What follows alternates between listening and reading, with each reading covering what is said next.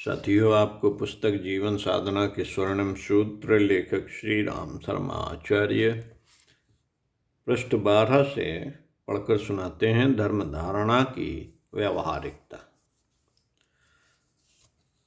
साथियों, शांति के साधारण समय में सैनिकों के अस्त्र शस्त्र मालखाने में जमा रहते हैं, पर जब युद्ध सिर पर आ जाता है तो उन्हें निकाल कर दुरुस्त एवं प्रयुक्त किया जाता है। तलवारों पर नए सिरे से धार धरी जाती है। घर के जेवर आमतौर से तिजोरी या लॉकर में रख दिए जाते हैं, पर जब विवाह शादी जैसे उत्सव का समय आता है तो उन्हें निकाल कर इस प्रकार चमका दिया जाता है मानो नए बनकर आए हों। वर्तमान युग संधिकाल में अस्त्रों आभूषणों की तरह प्रतिभाशालियों को प्रयुक्त किया जाएगा। प्रतिभाशालियों को प्रयुक्त किया जाएगा। व्यक्तित्वों को प्रखर प्रतिभा संपन्न करने के लिए यह आपत्तिकाल जैसा समय है। इस समय उनकी टूट फूट को तत्परता पूर्वक सुधारा और सही किया जाना चाहिए। अपनी निज की समर्थता, दक्षता, प्रामाणिकता और प्रभाव प्रखरता एकमात्र इसी आधार पर निखरती है कि चिंतन, चरित्र और व्यवहार में उत्कृष्टता का अधिकाधिक समावेश हो। अनगढ़ अस्त व्यस्त लोग गई गुजरी जिंदगी जीते हैं, दूसरों की सहायता कर सकना तो दूर, अपना गुजारा तक जिस तिस के सामने गिड़गिड़ाते, हाथ पसारते या उठाई गिर करके बड़ी कठिनाई में ही कर पाते हैं। पर जिनकी प्रतिभा प्रखर है, उनकी विशिष्टताएं मणिमुक्तकों की तरह झिलमिलाती हैं, दूसरों को आकर्षित प्रभावित भी करती हैं और सहारा देने में भी समर्थ होती हैं। सहयोग और सम्मान भी ऐसों के ही आगे पीछे चलता है। बदलते समय में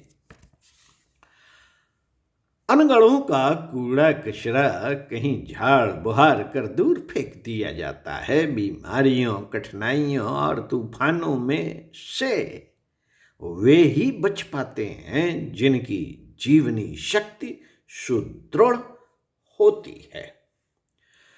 समर्थता को ओजस, मनुष्यता को तेजस और जीवट को वर्चस्व कहते हैं।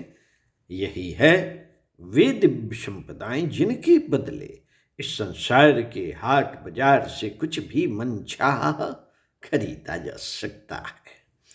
दूसरों की सहायता भी वे लोग ही कर पाते हैं जिनके पास अपना वैभव और पराक्रम हो। अगले दिनों ऐसे ही लोगों की पग पग पर जरूरत पड़ेगी जिनकी प्रतिभा सामान्य जनों की तुलना में कहीं अधिक बढ़ी चढ़ी हो। संसार के वातावरण का सुधार वे ही कर सकेंगे जिनने अपने आप को सुधार कर यह सिद्ध कर दिया हो कि उनकी सृजन क्षमता असंदिग्ध है।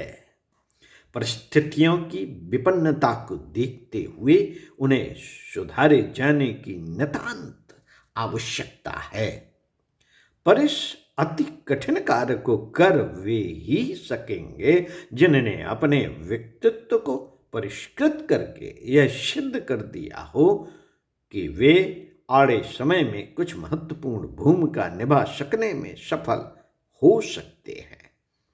इस स्तर को उपलब्ध कर सकने की कसौटी एक ही है, अपने व्यक्तित्व को दुर्गुणों से मुक्त करके सर्वतोमुखी समर्थता से संपन्न कर लिया हो, सद्गुणों की संपदा प्रचुर परिमाण में अर्जित कर ली हो।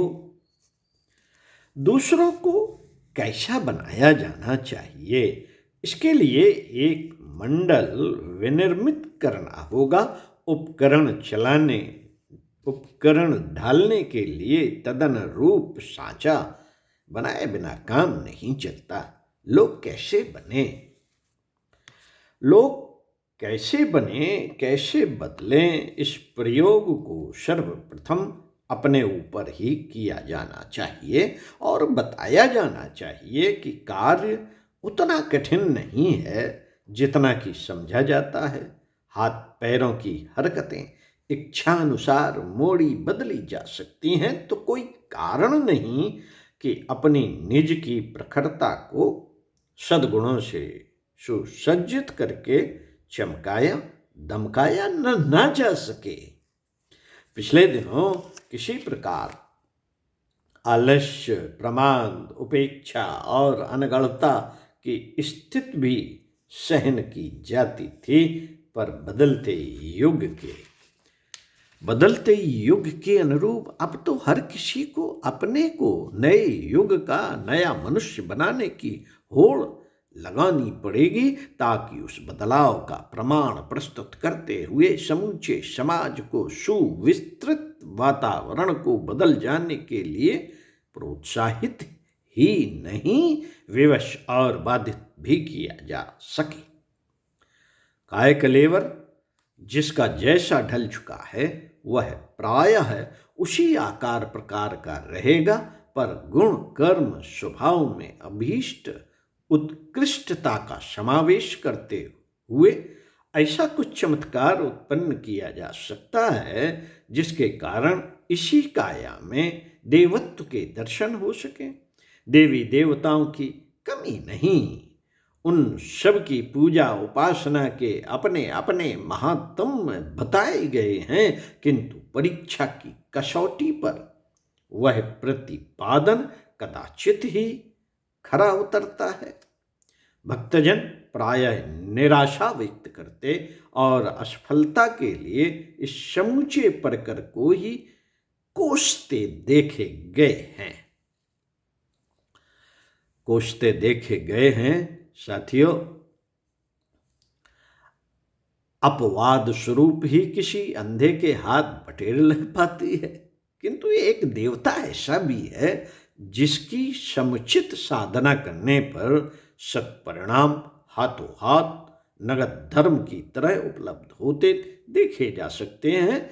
वह देवता है जीवन। इसका सुधारा हुआ स्वरूप ही कल्प वृक्ष है।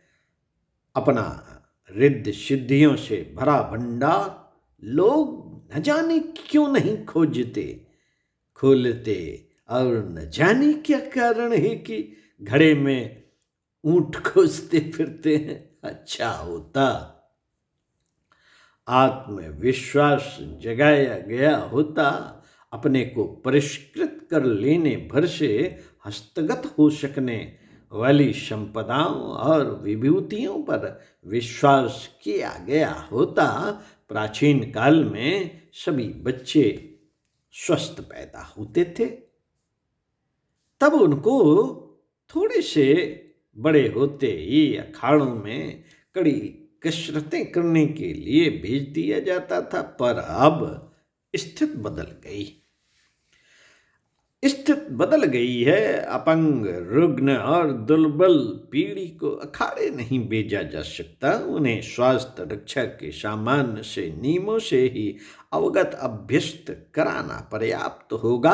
आत्मबल, जिसमें सभी बलों का सहज समावेश हो जाता है, की उपलब्धि के लिए आध्यात्मिक प्रयोग अभ्यास करने होते हैं।